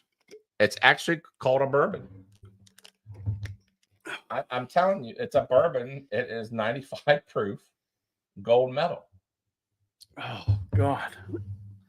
That is, to me, this is the worst bourbon on the face of this earth by a long shot. Yes, that is horrible. So Just to the all you nose on it. yeah, Oh, we got to start handing this out because I want other people to try just to try this, to say that there is bourbon out there that exists like this. I can't get that taste out of my mouth. I can't do it. I don't know what the hell this is. That old Carter. You know what, Jeff? You are gold medal flower. You are correct. It shows that awards don't mean anything. Like, if anything, if I see a bourbon with an award, I stay away from it because I'm thinking, all right, now you're trying too hard. So yes, so that is our new Bourbon and Ballz punishment pour, Oh God, good luck. and that's by a long shot. Good luck. Doesn't it make Jeff Creed? It tastes, yeah, it It tastes tastes good. normal, Yeah, and Jeff the Creed tasted pretty good. dude. It did. Come on, hold on. Even I'll try Jeff Creed. I scored an 8 across the board. Get the F out of I here. got a 7 on the finish, 8 on the Dude, nose, 8 on the no. taste. Compared to that other That is shit, nail polish. You're gonna tell me that's any good? I think so. Granted, I didn't taste it, but you guys are just no. All right. Hashtag whiskey cast. We're gonna run this and we're gonna get you guys go to bed. Man, that was great. I had to do that. I'm kicking sorry. your ass when we're done. What? I thought it was fantastic. Oh, by the way, don't forget, next Monday will be our last show that we will do without Beth. That's correct. And then We after have that- this is a surprise to them. We haven't said anything to them about it yet. Oh, we said that on Whiskey Sippers. We said So on hey, Whiskey Sippers. guys, breaking news. Beth is back. I know we mentioned last week that she's going to be on a Friday stream, but Beth is back on our recorded shows. Yeah, not live yet. Yes, and that's when I knew, when Jeff took the And that's when I knew. Yeah. and that's when I knew. So Beth, after next Monday, because we're going to start recording on Tuesdays, we just figured she'll just come over for the evening. We won't go live. We'll just do Oh, we recording. might.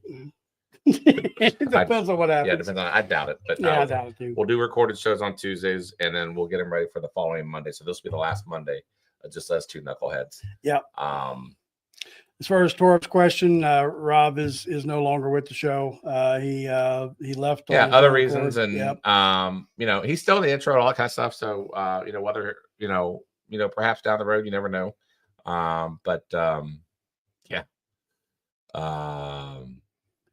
And let's see. A couple weeks ago, you had several people had given me recommendations as far as what's that? Nothing. I'm just reading Keith's thing. Keith got me the buff turkey today. Yeah, I know. I'm yeah. very appreciative of Keith doing that for me. So we got to go to the And Torp, no, we're not a bully. We're just I don't know what the word would be, but you know what? If you think you're a bully now, you haven't seen nothing yet with Beth coming back. Yeah, she's the bully. she is. She can be. Yeah, she is. But yes, Beth will be back the following Tuesday. But you had given me Monday. some recommendations on some different distillers, craft distillers, why don't and we whatnot. just wait to announce those until they become Yeah. real? Well, we got Driftless Glen that'll be coming up, and then we got Hood River Distilling, which was we talked about that with Mark. Hey, by the way, if you guys ever have suggestions as far as getting distillers on here or personalities, email bourbonandballz@gmail.com and Jeff will get on it. Yeah. Not to say that we'll get him on. I think we were very fortunate to get Mark Gillespie on today. I'm very excited. Yeah. Oh, and then Ed Bly next week, and then Tom Morrow the week after that, and then Noah Witherspoon after that, and then Caitlin from. Hey, why don't you get the people from Fresh on?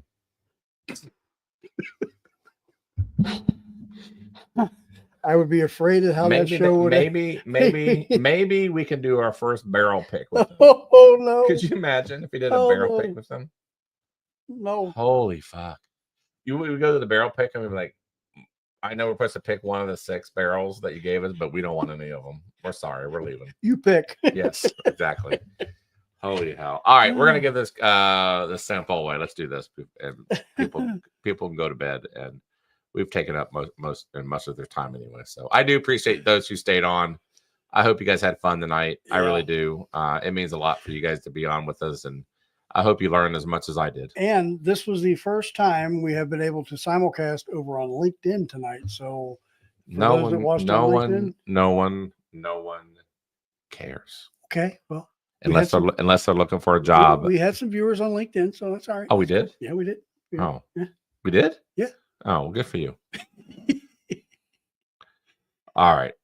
Let's give it a minute real quick for those who are just fiddle farting around. Hashtag whiskey cast. What are we giving away? In the spirit of keeping things organized. Yeah, we have things ready to go. Packaged, ready to go. Go ahead. All right, we are giving away 3 separate Copper Skies. Now, I'm gonna tell you right now, you guys may not know Copper Sky. I'm gonna tell you, I think Copper Sky is fantastic. Yes. They produced my all-time bourbon of all time. Right. And I'm talking about, I would drink this over WLW, GTS, Heaven Hill 18, Coy Hill, anything that you throw at me. If you want to know my all-time favorite bourbon of all time, Copper Sky made it. Granted, I can't get any more. Yeah. But nevertheless, they have other offerings, which are pretty good too. Yep. But we're giving away Copper Sky, 3 samples, right? 3 samples. We got an Amaretto barrel. We've got a cigar batch that is a barrel pick. And then there's a Amarana cigar batch. Okay. And then we are also giving away Hamer Double Oak, which was a surprise to us. So it's a distillery out of Indianapolis. Hadn't heard about them. It was a Secret Santa gift. And it turns out it's pretty damn good. So that's what we're giving away for this. So on the whole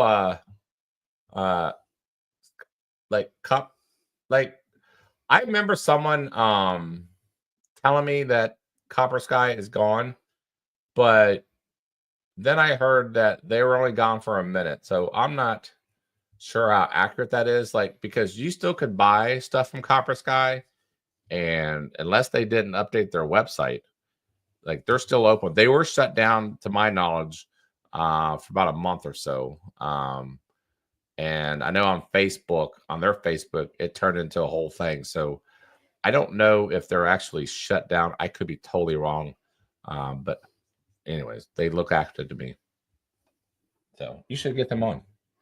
Okay. Assuming that they still exist. Copper Sky. Write that in your little black book. In my little black book. All right, we're gonna spin this thing, and let's see who wins the sample, which will go out tomorrow. And thank you guys again for staying on with us. I know it's past everybody's bed. Well, shit, I know it's past my bedtime. So, all right, very good. Here we go. There.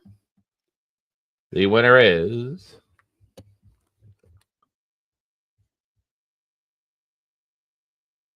Jeff Castle. Damn it. I just saw him last week.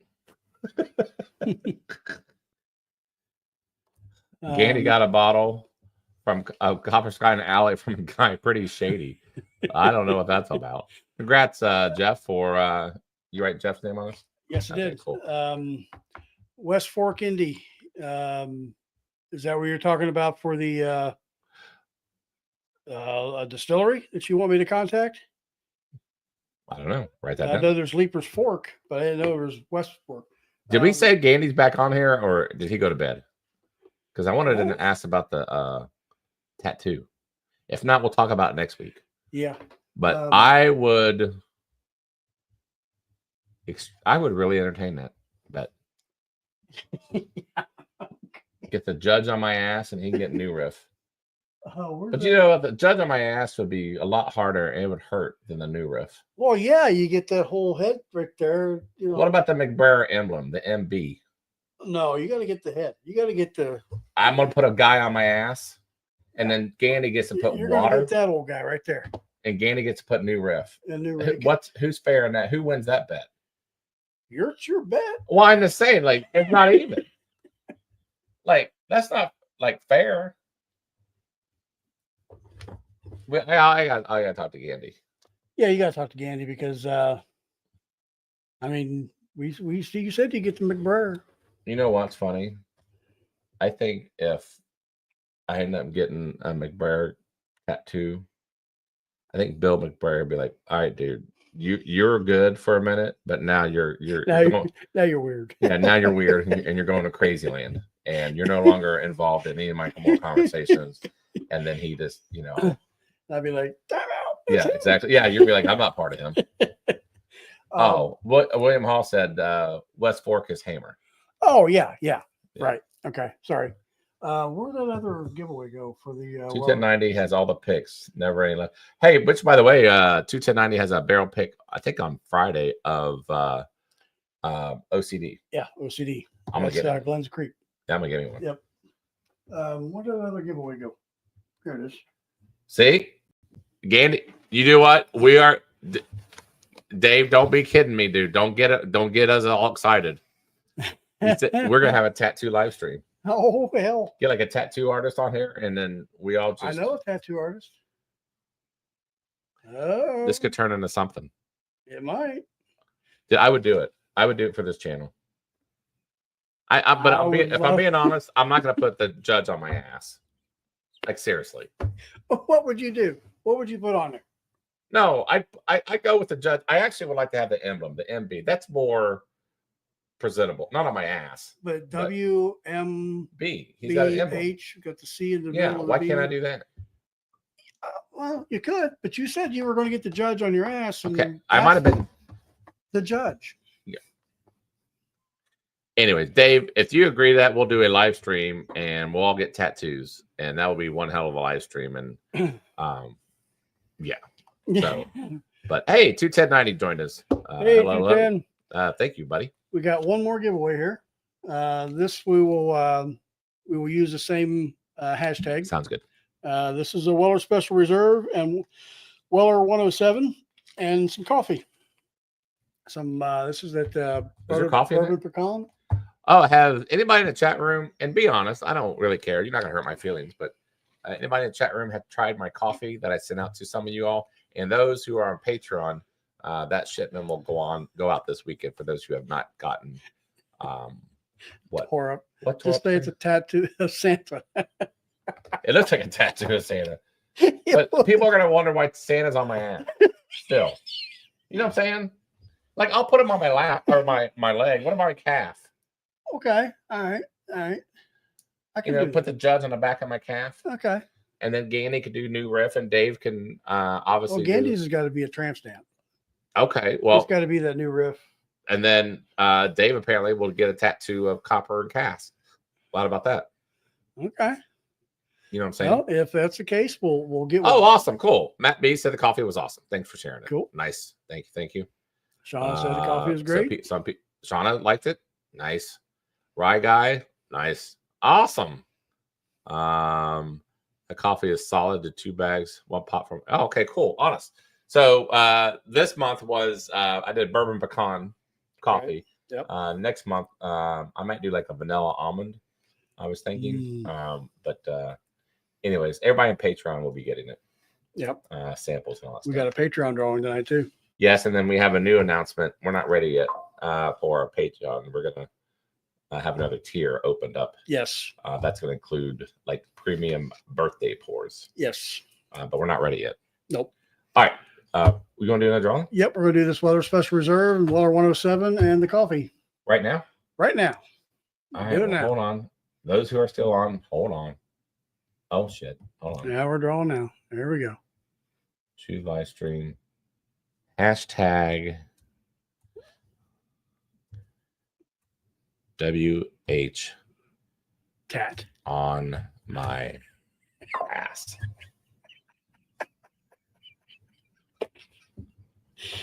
Okay, guys. The I don't even know what that spells. Oh, one my ass. So the hashtag, you guys will earn this, is WH on my ass. Santa tat. That's hashtag. Sorry. It's man, we're getting out of control here. This is like going off the rails. Now we're talking about stupid shit. Hashtag, yeah. Hashtag, yep, here we go. Matt B, W, yeah, on my, I can't believe you guys are even typing this shit in the chat. I swear to God. We're such idiots. We are fucking idiots. Good God. You know what's funny? I should take this and clip this and send it to McBrayer. Yeah. See what he thinks. Yeah. Either it'll go one of two ways, right? He'll think it's funny, Yeah. or we'll never hear from him again. Probably never hear from him again. He'll distance himself so damn fast. Don't know who them coots are, but damn, fuck them. Oh yeah, he'll block my phone number or everything. We'll never, yeah. Oh my God. Yeah, he's gonna think we're a bunch of freaking just who would have thought that you know what? Erica's not even home, Shauna, so this is why this is happening. That's Brian. Brian. Or Brian, yes. Yes, Erica, yeah, stay away, ladies. He's mine, is what she's saying.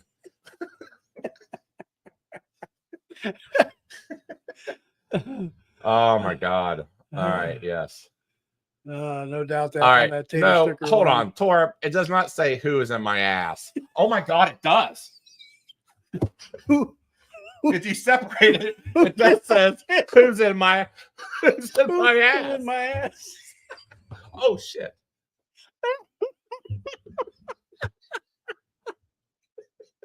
Who in my ass? Oh, It's getting hot. I didn't realize that until you did that. I had no idea. Swear to God, it was WH on my ass, but now who's in my ass. So, Oh, 21090, let everybody know what you got going on this weekend as far as your barrel pick. well, you have their Patreon already. Yeah, that's true. That's true. Sorry. But anyways, their barrel picks. Here's what I'm gonna say about barrel picks. Just in general, not just about 21090. They have won me over on their barrel picks because it's a form of trust, right? True. As far as and I would imagine as a channel, you really got to be careful on your barrel picks because if you freaking if you get one wrong, honestly, you're going to lose people. But I think that's why they're so good at their barrel picks, because they sell out all the time just because people trust who they are. But this weekend is OCD. Shauna says we're cut off. Yes, I think they might be cut off. Oh my God, what Torp said was, well, we did it, I guess, but You did it. I didn't unintentionally. I might edit this. Send it to Bill. Dude, you said it to Bill. I don't know how much humor he'd have in that. I don't know either. I think it'll be I don't funnier. think he would be associated with who's in my ass. I can't believe we're having this discussion on this channel. This is so stupid. All right, we're gonna share the screen and we're gonna get the F out of here. We're gonna go ahead and draw for this thing, and we need to go. That's all there is to it. Jeff is about to lose it. Oh Too my late. God. That was so unintentional. 21 entries out of 39. I can't believe 21 people freaking entered. I gotta be honest with you. I've been fine with just one. Oh man. Oh yes, Micah, you are correct. And that's when I knew, when the hashtag went up, we have lost it. Yes, Stan, you're right. Good thing these comments do disappear after a live. No, they don't. Oh, Jeff, what? No, they don't. Okay, Jeff, you need to do a hashtag unless you want to say in general who's in your ass. But you need to do a hashtag, dude, before we spin this. And hurry up because Jeff is about to lose it. Or has lost it. Oh shit. We gotta quit talking this way. Man. I love the fact that you guys are hashtagging this stuff. Yeah. I mean, I can get you guys to hashtag anything, apparently. I might try that next week. Just hashtag something stupid and just see how bad people want samples. Let's see to the what at great lengths will people go to hashtag and win samples. I have to come up with a good one. Oh yeah. We're gonna have to come up with a Like really good we're one. onto something now. We want to see how deep or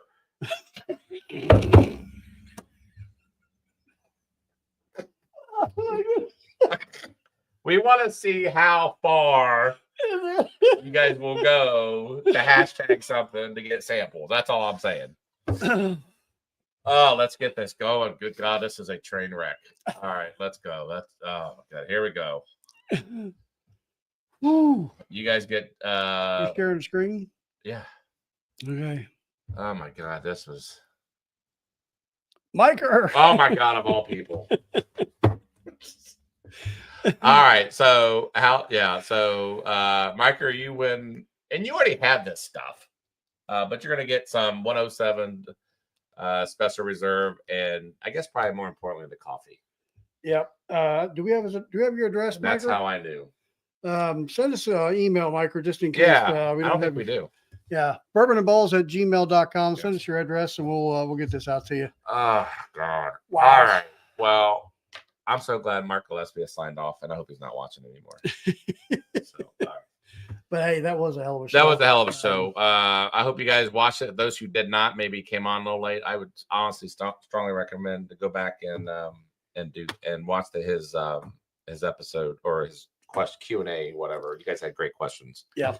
And hopefully you get your questions ready for next week when we had Ed Bly, the blender for Old Stubborn Now 3.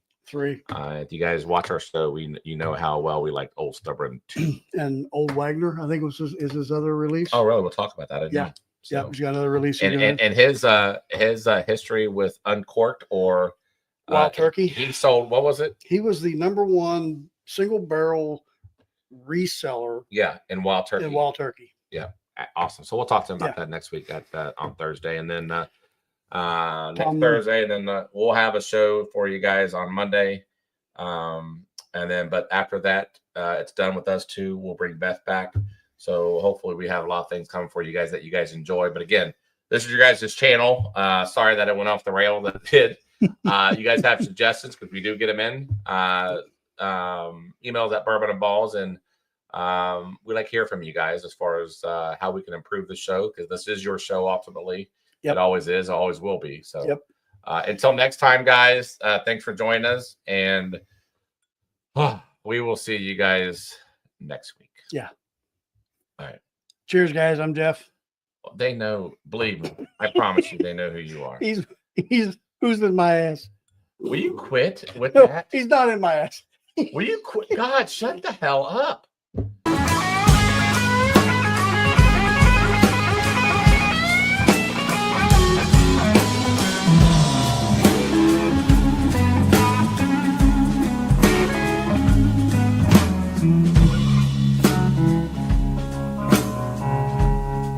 Mm-hmm.